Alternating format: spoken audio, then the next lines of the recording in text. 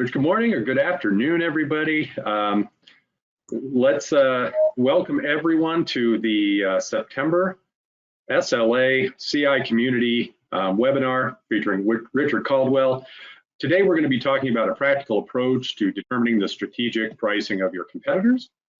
I would like to thank our sponsor for this webinar, Aurora WDC. With that, let's do a little housekeeping items, and then we'll do some introductions, and I will turn it over to Richard. So first, let's talk a little bit about, if we can pop onto the next slide, Rich. We want to talk about some interesting upcoming activities we have. We've got some interesting stuff going on in the month of October. October 20th, the next Competitive Intelligence Community webinar will be run by Scott Lieb and moderated by Derek Johnson, and it's how knowledge management and big data multiply the impact of competitive intelligence. Scott Lieb is a competitive intelligence fellow and has been lurking around the industry forever. He's got some great insights, and I think it would be really useful for folks out there. And of course, Derek is a great moderator, and both of them are CI fellows. Speaking of CI fellows, shameless plug for an organization of which I am a part. October 27th, 28th, there will be a CI forum entitled "In Technology We Trust," maybe promises, pitfalls, and the potential. You can visit cifellows.com to find out information about that. Registration is open. Do want to give a call out that the early bird rate of $199 ends tomorrow. But the real story about this is going to be the content behind it. There's going to be a whole lot of speakers here that are not on the typical CI circuit. And it's a summit, not a conference. Participants will be able to formulate ideas and processes and thoughts in real time. It's not going to be canned content. So this is another great activity. A lot of the vendors in the CI community will be sponsoring this event, and really just can't emphasize enough the rich content we will get from it. Also, if I can do one more shameless plug on the next slide, there are many CIC, Competitive Intelligence Community of the SLA, open opportunities. So we do have open roles for 2022. We have the chair-elect, which is basically be prepared to step into the big shoes and be the chair-elect, which would be chair for 2023 and past chair for 2024. It is a multi-year commitment, but the benefits and the rewards are huge from there. We also have open roles in the form of a communication lead and membership chair. So that's getting people involved one way or the other, whether it's getting them to sign up and get involved, or whether it's simply communicating events much like this one on communication, what's going on, and really doing that outreach. And similarly to that, we're looking for a newsletter author, somebody who can recap the month's activities, things like this webinar, open roles, activities, outreach programs, mentorship, all the things that the competitive intelligence community do within SLA as a give back to the community. We're looking for those roles right now. If you have any questions about what may be involved, want to toss your hat into the ring, by all means, reach out to me. You can do that through LinkedIn. You can do that through my email address, pbritton@sedulogroup.com. And with that, Rich, if we can go to the last slide. Speaking of who I am, oh, sorry, let's do this first. Let's talk a little bit about these events that we have. Through the CIC. So this verbatim was awesome. This was the best SLA webinar I've attended in 22 years. The speaker presented clear, detailed, yet high-level overview. He provided just the right amount of detail. And that was a verbatim that came from a $25 gift card winner. We will be doing a random drawing for this, and that person gave us that quote before we gave them a gift card, by the way. I can't stress that part enough. Not a paid endorsement. So if you feel like you got something out of this content today, by all means, please drop us a line, drop us a note, let us know what you think. All right, let's get into the meat of it now. So we will be live tweeting this for those people who are playing the home game or on Twitter. And of course, this webinar and information will be posted online afterwards. So you can find it through YouTube. Now, let's get into who you're going to be listening to today. So let me start with myself. My name is Phil Britton. I'm the 2021 chair of the CIC community within SLA. My day job, I'm the Associate Director for Business Services at Sedulo Group, a competitive intelligence consultancy. I've been doing competitive intelligence since about 2001, and I was named a CI Fellow last year in 2020. Also named a CI Fellow in 2020 is going to be our presenter today, Richard Caldwell. He's a retired Air Force vet, took his skills to the defense industry. He's been an engineer, program manager, capture manager, and now is doing competitive intelligence. And he's been handling that for about 15 years within his industry. So Richard, thank you for taking the time today and walking us through the concept of understanding your competitor strategic pricing. With that, I'm going to mute myself and turn it over to you. Take it away, Rich. Thanks. Well, thank you for that nice introduction there, Phil. I appreciate it. So I'm going to try to jump into this here quickly and give you an overview. Strategic pricing has always been something that I've been working with for probably about 10 years now. And so what is that? What does that mean, strategic pricing? So we're in this business process. Everybody has one. It doesn't matter what industry you're in. There's some type of business cycle you're in. And you've kind of decided, what customers you're going to serve. You understand what they want. You're thinking of a price. You're wondering how your competitors are going to price, and you have no published pricing information. Wow, imagine that. Some industries have that and some don't. Mine does not. But I don't want to underprice or overprice. So I may not have a product or a solution in mind. So what's that range I'm looking for? So basically, strategic pricing is going to set a product's value based on the product value to the customer, right? In some industries, some of the companies will build a device or come up with a solution, and that's their cost, and then they'll put a fee on top of it and go out there to the market. This isn't that. Strategic pricing isn't about that. It's about the competitive strategy and actually trying to understand your competitors' strategic pricing. So we want to understand what they are capable of doing. What's that range? What's the bottom level, top level range that they're able to price an object or price a solution for? So let's look at this. Some of you are in industries where you have a price to win. You're at a competitive level. Maybe there's a RFP or a tender out there, and you're trying to develop a price to win. I'm talking about backing this way up to the left before you're even thinking about that, and trying to find the right price that your competitors' offerings will have. There's a certain range that they are able to actually operate within. And if they are too high, that's above the customer's allocated budget. That's what I call the no smart zone. And a lot of people say, well, how does that ever happen? In my industry, they publish, in what we call the POM, the Program Objective Memorandum, how much money they have set aside for something. How could you possibly price above that? Well, believe me, it happens. I've seen it. And then there's too low, unbelievably low. So low that your customers are saying, that looks kind of risky. I'm not sure I want to fly in that airplane. And what we're trying to find is narrow the range of possibilities that your customers or that your competitors might be able to price something. Now, can you do that? Sure, because we can understand through some competitive analysis how that company is structured, look at some past behaviors, look at some pricing models, and we can kind of get a pretty good idea of what range they're going to be in. And so when we get to that price to win, we can just keep narrowing it down. All right. So how did I get here? Well, for years, our Vice President of Business Development, and now our CEO, Kathy Warden, would ask us, so what's the bidding tendency of competitor A or competitor B, competitor C?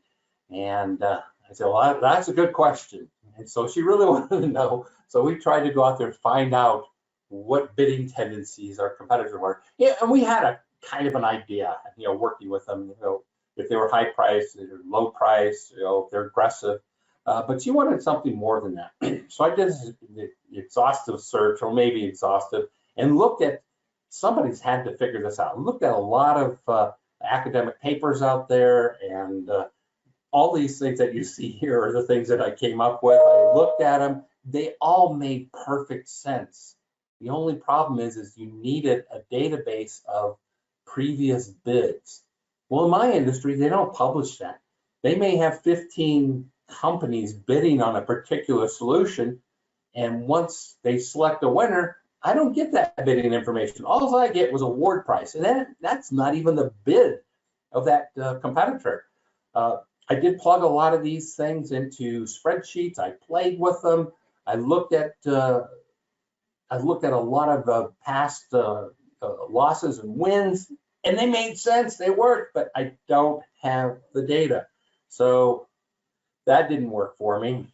So I thought there's got to be a better way to do this. There's got to be a better way that makes sense, that we can get a little bit closer to a strategic price range without using these formulas, right? So I started with the main idea of like, well, why don't I pull some frameworks together and understand how companies are functioning, and understand it's sort of like using a four corners analysis, trying to understand what are they capable of doing, what do they think about themselves, what resources do they have in place. So I thought, I'm going to start with that. And then I started looking at, what do I need to feed that? What are the body of evidence I need to pull together? The market structure, profitability, the competitors' organizational structure, their behavior, and then hopefully I can get this range of possibilities and run an analysis there. So what I'm looking at this point in time is strategy, not tactics. Tactics is a way that you implement your strategy, but it's not necessarily an indication that you have a strategy, all right? So here's the objectives we want to kind of talk about here, and in a little bit here, we're going to jump off and let the, have maybe a little bit of discussion about this, but pricing strategies, what I tried to find is something that was fairly accurate. It doesn't require a huge amount of time or money, because why? The time is never on our side, competitive analysts, it's never there. It has to make sense.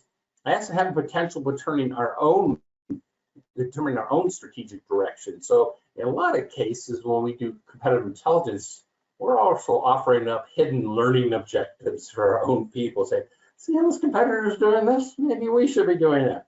So that was kind of a hidden objective I had in there. And then it has to be consistently applied.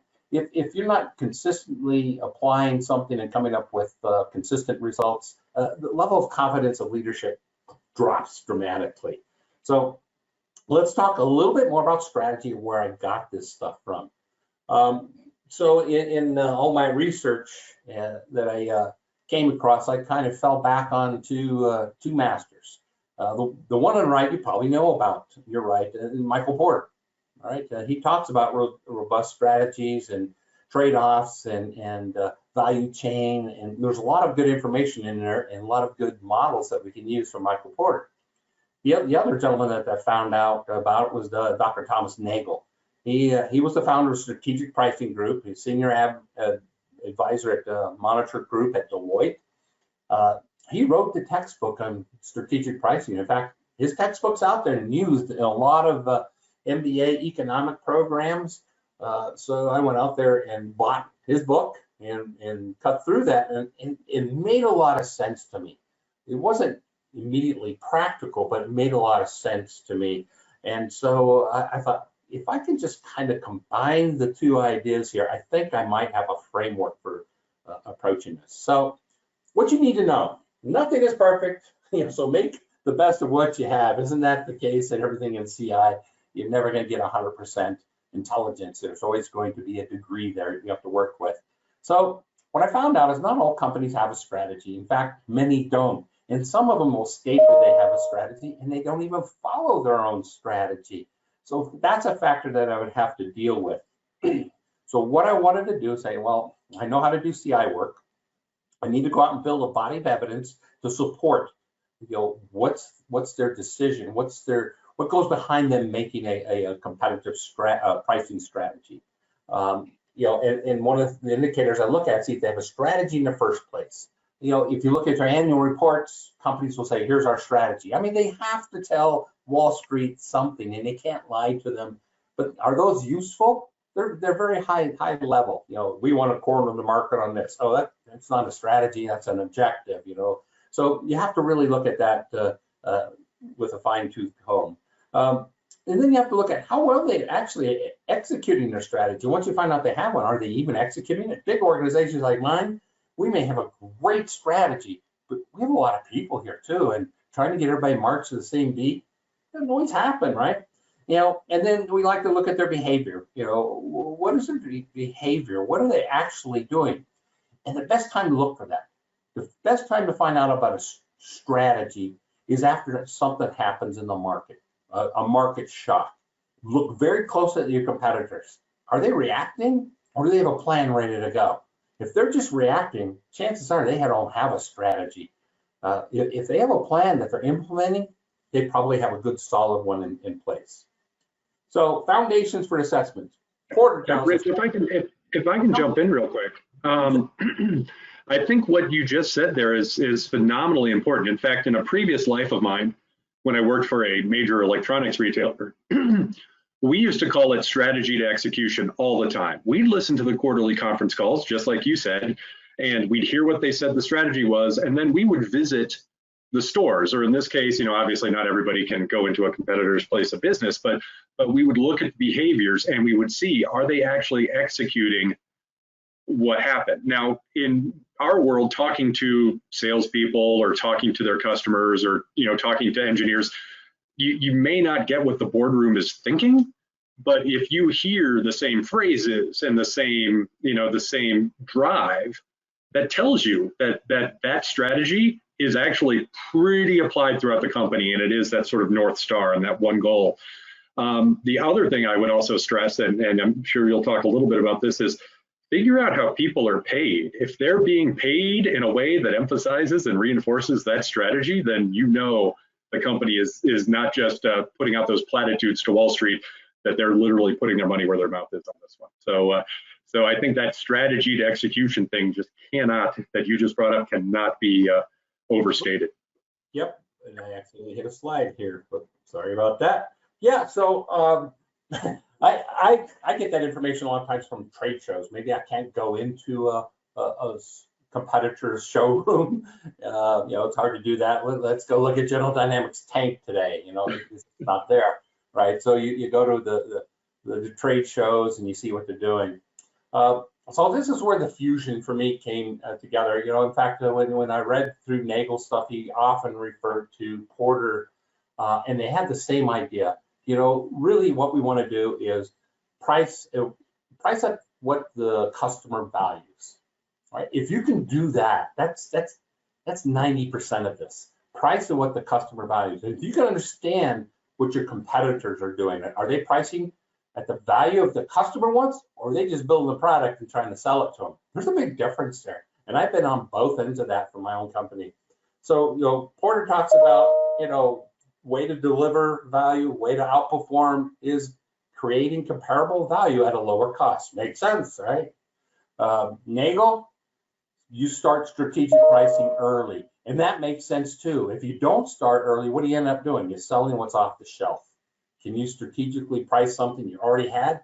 But maybe if you backed it up a few notches, backed it up a few months or years, maybe you could develop a better product, or take your product and trim it back, or add more capability, or just come up with something new that targets the customer.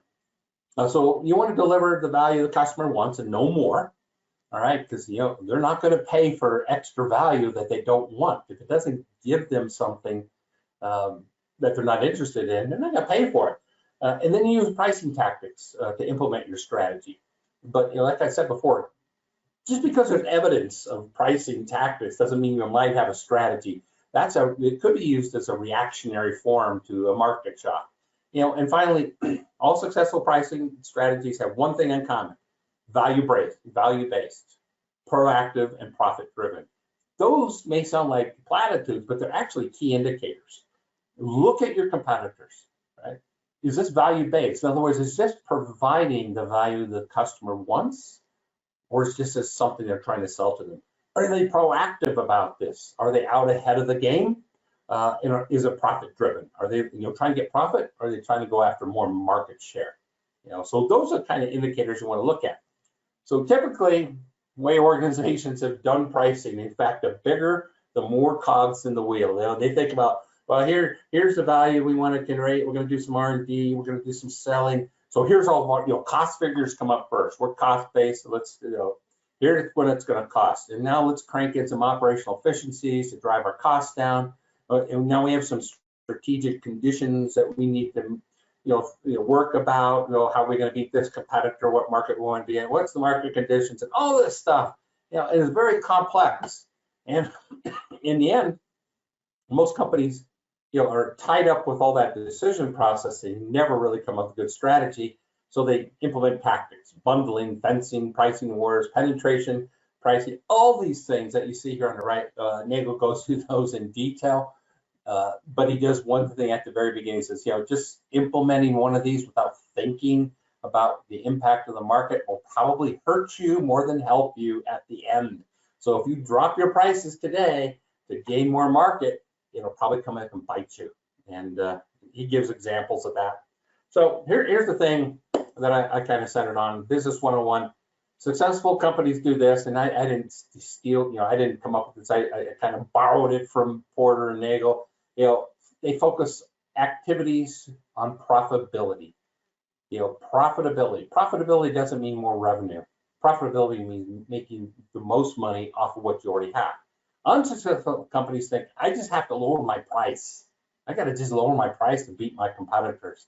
If you got your competitor in that case, you're probably going to win. And then really what's misunderstood by everybody is you want to price to capture more value, not more sales. And it's in that values where you get more profitability, right? So that's Business 101, Porter 101, Nagle 101. So let's look at some frameworks really quick here, just to kind of center in, or what would you look for? So one of the first things that Nagle talked about was pricing models. And on the left-hand side of this thing is cost plus pricing. That's where you basically you build something, so that's what it costs us. Let's plop a fee on top of that. Cost plus, there we go. It's the simplest, it's the least risky to the company, but it offers the least amount of profit, right? Somewhere in the middle is what we call share-driven pricing. That's letting the price be dictated by competitive conditions, and those conditions can be, the market value, the supply and demand at that time, inflation rate, any number of things. So you're kind of moving your price around based on market conditions. Pricing is the chief tool, but you're letting the market tell you what to do. So there's some negative parts of that. Then on the right-hand side, customer-driven pricing. You let the customer determine what the price is. In my industry, the customers came up with this term called should cost, right? We want you to build a new fighter bomber, and it should cost this. They're telling us ahead of time. And so you're letting them kind of determine the price. It's driven by market conditions. The chief flaw, the flaw with that is you let the customer run over you too much, and they have a tendency to have what we call scope creep. So they keep adding more capability, and pretty soon you can't keep up with it. But that's where you get your highest profits. The risk, though, to the company is very high as well. So that's kind of the spectrum, and there's a lot of things in between there. I've got a question on that. If you can go back one slide. Within a company, do you ever see these three different types of pricing models, or even others, even across different product lines, depending on what the goals are across different lines of products or services? So in my industry, I have seen where companies have shifted between these two. Now, it's really hard if you already came up with cost plus pricing model to do more of a customer-driven pricing, because your value proposition was probably based on a certain product that you've already kicked out the door. So it's hard to go to the right. It's easier to go to the left. from a customer-driven pricing model to a cost plus type thing, because maybe you're focusing in on certain value elements for that customer. Okay, we want this airplane to fly this fast, to go this long, have this fuel tank, carry this stuff, and you kind of build your customer price or your value proposition around there, and your pricing and what the customer wants, and then all of a sudden maybe something shifts, the budget gets kicked out, there's something happens, you've already built your product, and if you don't have a strategic pricing plan in place, you want to recoup your costs. So what are you going to do? Cost plus fixed fee. Put a fixed fee on it. So I've seen companies shift around like that, but most companies have a tendency to have a preferred contracting method. So I can go and pull up contract or award data for companies and look and see what they prefer. At one time, years ago, before the government got smart, there was time and materials contracts, and those were the worst for the government, because basically they gave you a contract and you can just keep adding on services, and there was never any end to it.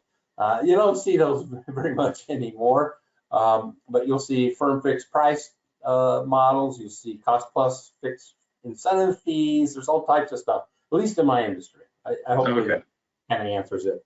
Yeah, because I can think of a couple of examples of very diversified businesses that might even occupy all three of these. And one that would come to mind for me would be somebody like Amazon, where they have a B2C business, Amazon.com, they sell products, they are very much in the cost plus model, and initially was in the, I'm just trying to grab as much market share as possible and I'll worry about profitability later model.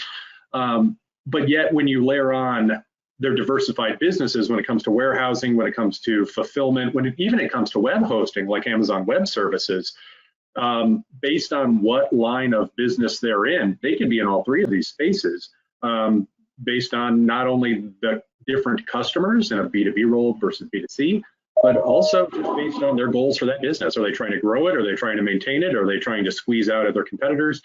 But you would have to get, in my mind, you would have to get to that sort of sophistication in your business where you have many different divisions that maybe don't even overlap to really play with all three of these. Yeah. So good point. Yeah, Amazon plays that space very well across all of them. So the second one here is two generic approaches of pricing strategy. And I'm not saying that one is better than the other. It all depends on what industry you're in and how your company's structured. The one on the left called value-based, that's where you look at the customer's point of view and you focus in on profit. So you're very highly specialized. You're providing probably higher cost products. You may be ignoring other customer sets. And these strategies earn about 31% higher operating income. That doesn't mean you own a lot of market share. Now, the ones on the right, market-based, this is for more of a commodity, grocery stores, hardware stores, places that do a lot of commodity type work. They're focused on market share, protecting it, growing it, or finding new markets. You can easily look at companies and see if they're value-based or market-based. That's not hard to do. But what I like to look at is if a company's built to be a value-based company, very specialized and niche, and they're trying to all of a sudden drop prices and capture more market, that's a strategic flaw. You can't do that if you're already built a certain way. You already have your factories built, you have your people trained, and vice versa. The market base, it's hard for them to go from commodity type activities to highly specialized value-based stuff. I've seen companies do that. And when you see that, you know that they've boxed themselves into a corner. So it's important to understand these two concepts here. And as I go out shopping and stuff, I go, there's a value-based company. That's Lotus over there. They sell high-end cars. They're definitely value-based. And you come over here and you look at the GM Chevys and stuff. They're market-based because they're trying to sell these to everybody. But they're not highly specialized cars. So you can kind of think about that as you look at different products and offerings. So here's one kind of another thing that I've taken from Porter, and a lot of folks have abandoned this, but the more I use this, the more I think about it, the more it makes sense with strategic pricing. It wasn't until us to start doing strategic pricing that his strategic market approaches made sense to me. So the first one there is a company that's maybe variety-based, right? They're basing their products and services on varieties rather than on customer segments, tailored activities, highly tailored chain. They're selling to a lot of different customers or even customer segments. So when you're a variety-based company and you have wide segments, you have different value expectations. So you're not offering specialized stuff. You're more market-based, right? So needs-based, that's where you're focusing in on the needs of a particular customer segment or niche. You have a very highly tailored value chain as well, but it's focused on providing high value to a certain customer set where you're ignoring other customers. You're not selling down to somebody else. You're sticking with a certain customer set. That's more market-based, right? So you can see how these kind of fit together with what Nagle was talking about. And you can look at the different activities that the companies have for both of these. And then there's a third one which can exist across both. What I want to point out here is it's hard to be variety-based and needs-based. You can't be selling Teslas, very highly specialized Teslas to a certain select set of customers, and then next week go, hey, let's go sell these to everybody. Well, everybody can't afford them, so you're gonna have to bring down value somehow to sell them out there, and vice versa. You're not gonna all of a sudden say, let's take these Chevy Chevettes and try to sell them to specialized customers. It's not gonna happen. That's hard to do. And if you see a company doing that, there's problems, right? Access-based can exist across both. That's where you have access to certain geographical customers, maybe a certain contract vehicle you have, maybe specialized supply channels that you own, and you're getting to your customers through a certain access. Using those in combination with the other types of market approaches changes how you're going to price strategically. So a lot of that Porter took, and he talked about there's 3 different generic strategies: cost, leadership, differentiation, and focus. Sort of similar to the market approaches. And so I've kind of tied those together. If somebody wants to be a cost leader, all right, they're probably going to be more variety-based, all right, because they have more control over how they can price. If somebody wants to be, access or needs-based, they're probably differentiating. They're probably got specialized products and they're trying to keep that, barriers to entry high. So a lot of this started to make sense to me. All these frameworks made sense to me. In the three generic strategies, Nagle talks about them. He talks about the economic value accounts for the fact that one could capture commodity attributes of an offer is limited to whatever the competitors can charge for them, right? So no one is going to pay $2 for a Coke, even if the value is $10, if competitors offer alternatives at lower prices than you. So economic value was something that Nagle kind of pointed out here when you started trying to be a cost leader, right? And then he talked about differentiation, monetary value, that's total cost savings from enhancements that the customer accrues as a result of purchasing a product. So, why do customers purchase products? To do jobs for them, right?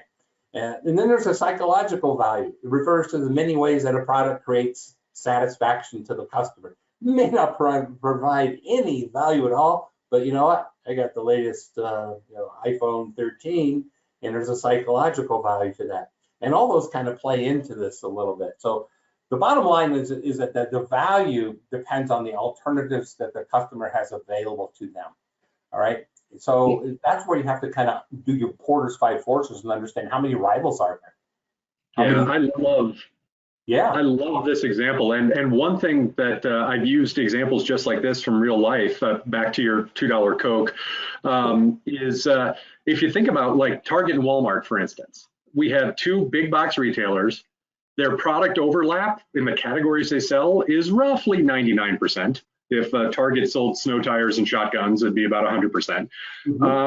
Yet they position themselves very differently, even though they're largely selling the same stuff, even down to their tagline. Like Walmart is save money, live better. So save a price message first and then benefit.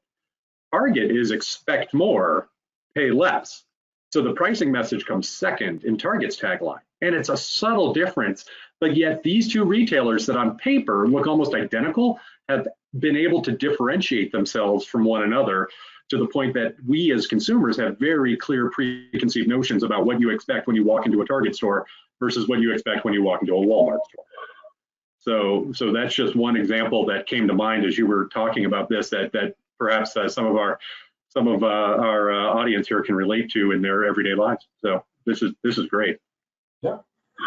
One last thing here before we have maybe a little discussion, and I jump to how you would apply this, right? So one of the things is Nagle talked about, what does it look like if you have a really good strategic pricing framework? What's it mean? So it means that you're probably value-based, right? You're focusing in on the value that you're going to provide from the customer standpoint, right? That you're proactive and you're profit-driven. So I kind of identified those earlier. And then you base your market strategies on top of that. If you are not basing your market strategies on top of those type of things, there's a mismatch. Those have got to be welded together. And so that kind of makes sense to me. And so how could I assess that? How could I assess those market strategies? And then I jumped into strategy a little bit and started thinking about Play to Win, the book by Lafferty. And some of the things that he talked about really honed in on there. So what I would look at is what customers have they chosen to serve?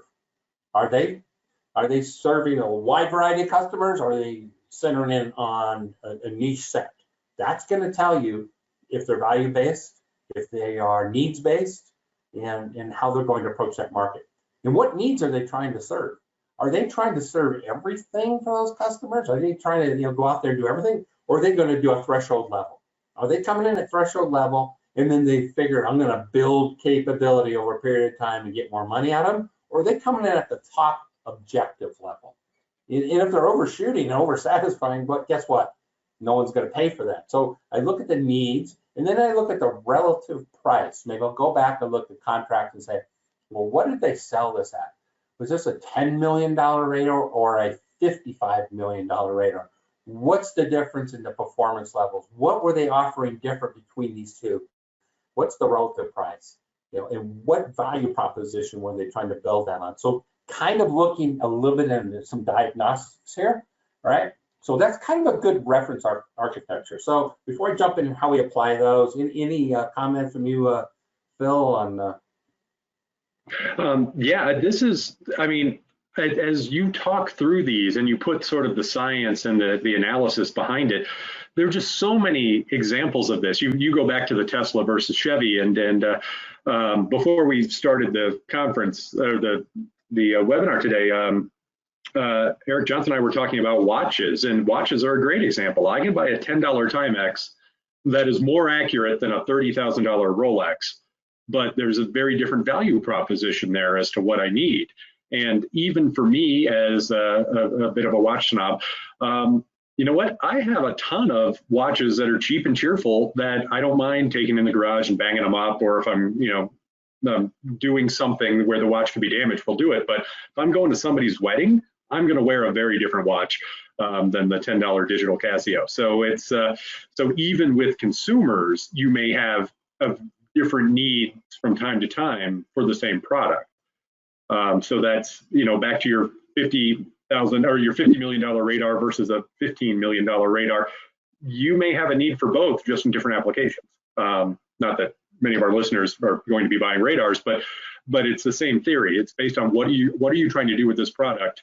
What is your relative value placed on that product, and does that price seem reasonable? That's just a great methodology, and I hope a lot of our listeners take that away as they look around the world around them and they start thinking about price more than just, a loaf of bread is $1.50 on the shelf. What does that mean?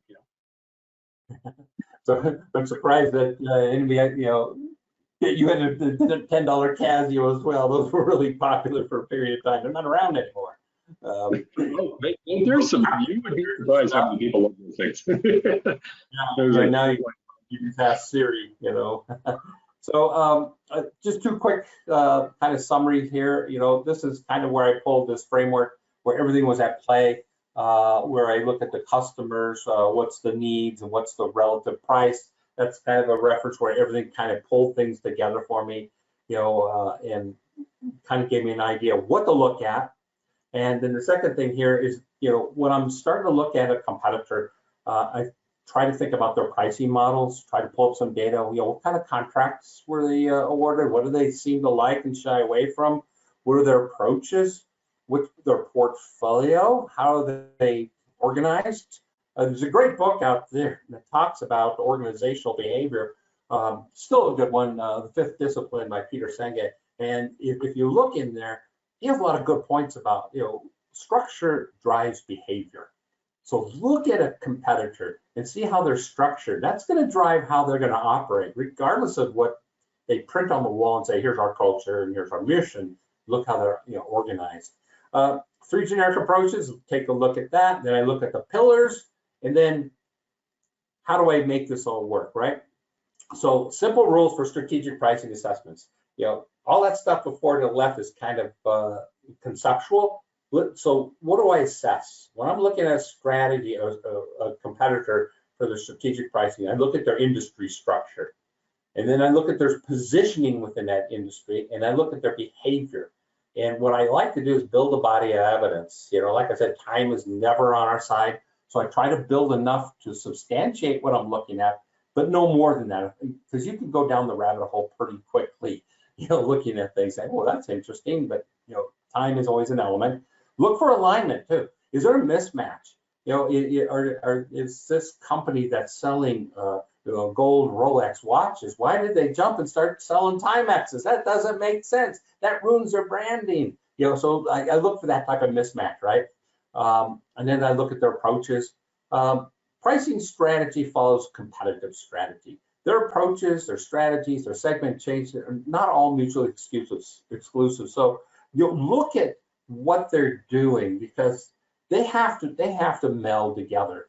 They can't have a mismatch there. And then their strategic positioning is impacted by their execution. And so what do? I have kind of this approach here. I go out and gather the staples first. You know, I have frameworks. I'm going to show you in a minute what those are. But I gather the staples to fill those frameworks up. Then I apply the frameworks, and then I make assessments. And at the end, of course, you got to tell everybody. It's no good if you don't disseminate that. So gathering the staples. So here we go. Here's the practical side of this. You've seen this before, right? If you've been competitive intelligence, it's been rammed down your throat. Porter's 5 forces, right? Okay, it's a model, right? And as George Box said, all models are wrong, but some are useful. I find this useful. I still use this. It's a simple framework. You know, folks will say, you know, well, that's old. You know, it's so old. Even Porter said it's old. And yeah, you know what? The laws of gravity are old as well, but they still work well for us, right? Apples still drop when they fall off of a tree. So it's a good way to simplify your approach. So I always run a 5 forces that tells you market profitability. The second thing I do is a 4 corners analysis. Real quick, Rich, on 5 forces, I'll give everybody a tip here. I do this all the time, right? And I'm a competitive intelligence professional, and I do this. But one thing I'll try to do is customize this for the audience. So everybody's seen it, they understand it. But if you can put this in your own company's letterhead or imagery, or use your competitors in such a way where you don't talk theoretical and you make it very practical, you'll get way more traction with this, and it breathes new life into that old model, as you said. So a little trade secret here. When I first tried to introduce this, I had a lot of people saying, we're doing what? And so each one of these areas, what I built is a playbook, all right?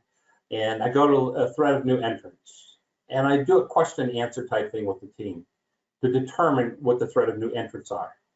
And I have basically a playbook, and I have tabs for each one of the 5 forces that we go through. And we struggled a long time with that. What kind of questions do we ask? I made it question and answer based instead of come to the table and let's discuss this for an hour and a half, because my 5 forces were lasting 4 hours. All right. Once I got it down to question and answer, it went quickly, and we had discussions that we never had before. All right. And we struggled with questions, and finally went back to Porter's, and he has the questions right in there. For bargaining power, here's the things you ought to look at. For substitutes, here are the things you ought to look at. We just put those in English that you can understand. Sorry, Michael Porter, but sometimes this book is like, what did you just say? So, and we use that model now, and we can get through 5 forces in about an hour and a half. I send out homework ahead of time, but everybody understands it. And folks are saying, hey, can we update that now? Can we update? They're asking me now, can we do that again? So I think that's kind of a winner. Just, that's my approach. Maybe you'll have your own that works. Second thing I need to understand a little bit about our competitors. So I run a 4 corners analysis, and I kind of take a look at the business model canvas. Business model canvas was, actually built, for businesses and how to organize a new business. But it also gives you some nice buckets for areas to look for. Who are the partners, resources, channels, and things like that. I don't go crazy with that. I try to, hit the highlights, so I'm not spending a lot of time with that. And then I do a 4 corners analysis to kind of see how they form decisions. All right, those are simple little frameworks to use. Now I know about the industry structure, I know about the profitability of the industry. I know how that company now is structured and how they're going to make decisions. Then I take a look at this and say, all right, I know what Nagle says makes good strategic pricing. So what do I look for? Now I understand this company. What do I look for to see if they actually have a plan in place? Do they react to the market, or do they have a plan? Do they get into bidding wars? Do they no bid? Do they invest long range? Do they have great customer intimacy? In fact, you can also take this approach like I took the 5 forces and ask these questions about these companies. Hey, here's some questions we want to ask, and you can get a pretty good idea of how well they have a strategic pricing plan. The harder part of that is testing good strategy. Are they offering unique value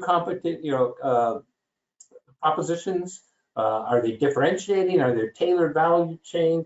You can still get all that stuff. It's a little harder to find, but again, I'm about simplifying. I will base things on questions. You got to have the right people in a room. You just can't pull somebody off the marketing chain and say, hey, let's talk about Amazon today. And I don't know anything about Amazon. They won't be able to answer the questions. You got to find subject matter experts, right? And then you apply the frameworks. So I take a look at this and I say, okay, let's determine a competitor's market choice. Are they variety-based, needs-based, or access-based? And we go through that and we look for the evidence and we decide, okay, they're a more needs-based company. All right, let's look at some other market choices. Let me give you some examples of them. And I took the pictures off of here because they were blowing away my slide deck, megabyte size, but variety-based, Jiffy Lube, all right? They're basically saying, hey, come on in. It's cost plus fixed fee for us, $19.95. It's probably costing them, whatever it is for the oil and change and stuff like that. And then, they're offering this up to just basically anybody. Anybody can come in and do it. Then the needs-based one here, Navita, they only focus on graphical processing unit segmentation. They highly focused market. That's all they do, and they do well. And because of that, they can ask for higher prices. NVIDIA doesn't get into other processors. They don't get into other, MEMS chips or whatever else is out there. They focus on the GPU, and they say, we're going to do a good job at it, right? Then I had a different access-based company in here, and I was at a local facility here. It was called Stanley Market. It used to be an aircraft hangar where they built the ejection seats for aircraft. They turned it into a market store, and all of a sudden, this tattered cover bookstore opens up. Who opens up brick and mortar bookstores nowadays, right? And I started to think about that. And I said, there's an access-based thing here because parents will come here. There's a beer hall, there's a place to eat, there's all this stuff for parents, nothing for the kids. Well, there's plenty of access to the children. They're all over the place. So they open up this place. It's not only a bookstore. We're going to tell stories. We have games and stuff like that. Kind of free babysitting, but you know what? They sell books, access based. I go, smart. Those guys have figured out. So, Rich, we did get one question that I'd like to throw in here, throw at you. We have about 10 minutes left, just being aware of time. And the question was, how do you characterize when there's some sort of middleman or a reseller in here and you're not going to your end customer? How does that impact your pricing strategy when there may be a reseller setting their own prices? Like in the one example you keep bringing up is the automotive world. There's the manufacturer, but the dealers establish the end price. How do you deal with that? Yeah, so the manufacturers are typically going to push out a cost plus type activity. Here's the materials, this is the labor, everything like that.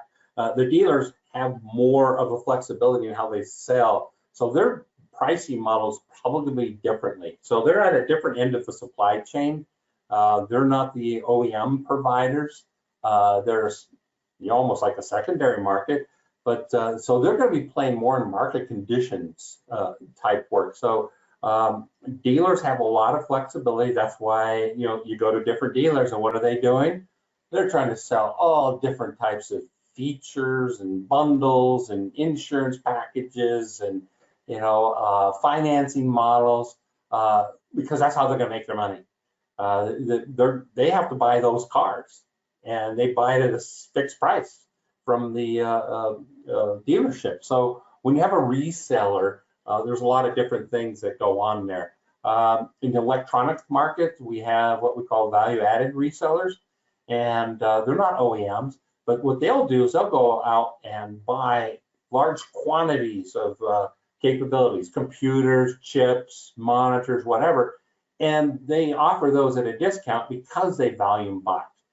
And they're going after maybe more of a variety-based approach, right? So they're going to sell lots of different types of computers. So there's companies like CBE, I can't remember some of the other ones.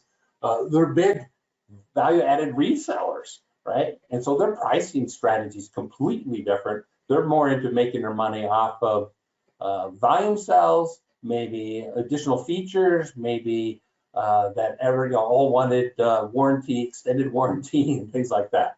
Hopefully that makes sense. Oh, that made sense. Thank you very much. And also just structure. It goes back to that industry structure. Where are you in the industry? Are you an OEM or are you a reseller? Right? You got to understand that. Absolutely. And one more call out just before we hit the top of the hour. Folks have been asking about the slides. Handouts are available in the pane on the right side. You'll see a PDF of this. So for folks who were playing along with the home game and want to get some of this underneath their fingernails, be sure to download those slides before the end of the webinar and it all disappears. So, all right, Thanks.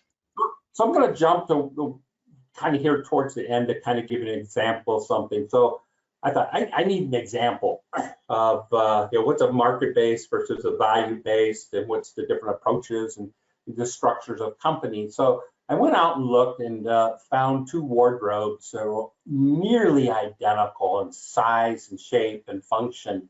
And one was from IKEA, and they're selling this thing for $129, right? Assembly required. And then over on the right was Souder, which is a high-end furniture company, and they're selling theirs for about $367. What are the differences there? Well, it's their approach to the market and the strategies. IKEA, they're looking to sell to a variety-based customer set, customers that only need something that's probably good for 5 to 10 years. They're going to move a lot. So they've trimmed up a lot of their supply chain. You go pick it up, you assemble it yourself, and it's probably not made out of the best wood. Souder, they want to sell you something that's going to be good for 40 years. They're more of a needs-based. There's some people that want a nice-looking wardrobe that they're going to hand down as an heirloom, and so it's probably built out of better wood. And so, two different wardrobes, so nearly identical. Why are they priced differently? Different customers, different needs. Different approaches to the market. So here's what I think they've done by just kind of looking at them. Souder goes out there and they build a product. We're going to build a product that people are going to love. It's going to be made out of walnut, and it's going to last them 40 years. This is the cost. Here's the price we need to sell it at to make something. Now let's go and sell to the customers. That's their value chain. IKEA says, hey, we got these customers. What do they value? They want to have some less expensive, more affordable furniture. They're going to move every 8 to 10 years, so it doesn't have to last that long. Let's go build that for them. And that's what they do. So completely different approach, and that's why you get two different prices on things. And then you can dissect this. It's the perspective of those companies. Look how IKEA is structured versus Souder. IKEA, a huge warehouse. They have everything there in one spot, right? Souder, you go to the showroom, you look at it and say, I want to order that. And it says, okay, it'll come from the warehouse in so many days, right? Different structure, different approaches. That, and so we start, taking these models and dissecting them. That's where the value comes from. So a lot of the other stuff in the back of it are just a bit more. Yeah, real quick, Rich, that actually leads right into another question that we got from a participant. And it was, when you're looking at the value chain of the industry, do you only look at that next link in the value chain and who your customer is, or do you go further and look down the value chain to your customer's customers? And yeah, so I look at the entire value chain of that company, because that's going to determine how they're going to structure themselves and what their fixed cost and variable costs would be. So there's a lot of intricacies. If you're just looking at one segment of that value chain, you're missing the whole story. Okay, that's a great answer. And I think the Souder and IKEA example you have here also is an example of that, because IKEA, it's all vertically integrated. They're selling their own product in their own stores, whereas Souder you can find in furniture stores. I know when I worked at Best Buy, we sold some of their products, and there's a different value chain there. So I think that this example here is also a great example of that. And I'm sure if Souder was selling something to us when I worked at Best Buy and we were marking it up 100%, they would probably reevaluate their own value chain and say, why are they leaving so much meat on the bone? So just, I see we're at the top of the hour, and I encourage you to download the PDF. There's some other examples in here, and it gives you an idea of how to apply these things. But it's all about building that body of evidence, applying your frameworks, and looking for consistencies. And that's worked well for me. I'm doing one right now, and I'm applying this, and it's peeling back the onion. And my customers, internals, are saying, "Wow, we never realized that they could do that." Right? So it's very powerful, I think. Oh, absolutely. And I think this was this is a great look. And honestly, whether you're talking about microwaves or radars, same technology, two very different applications. This is a very interesting point of view. So thank you for this. I think this has been a worthwhile hour. Hopefully folks got stuff out of it. We appreciate your insights. We know you also did this for the SLA annual conference, and we do appreciate that. As I mentioned before, a link to the presentation is in the chat. We'd like to thank the audience for joining the webinar and your participation. One lucky attendee will be randomly selected to get a $25 gift card. You'll receive an email from us if that's you. Also, just a couple more housekeeping issues before we close. This webinar has been recorded, so watch for an email if you signed up with a link to the recording on SLA, the Competitive Intelligence Community's YouTube channel. We'll go ahead and throw this out there, as well as all of our previous webinars. So this will live in perpetuity, or at least as long as there's server space. We will have another webinar in October on the 20th. Scott Lieb will be talking about knowledge management and how it applies and big data applies to competitive intelligence. So there will be some great content there. And that's, I think, it for us. Thank you for your participation, folks, and we will see you all next month. Have a great day.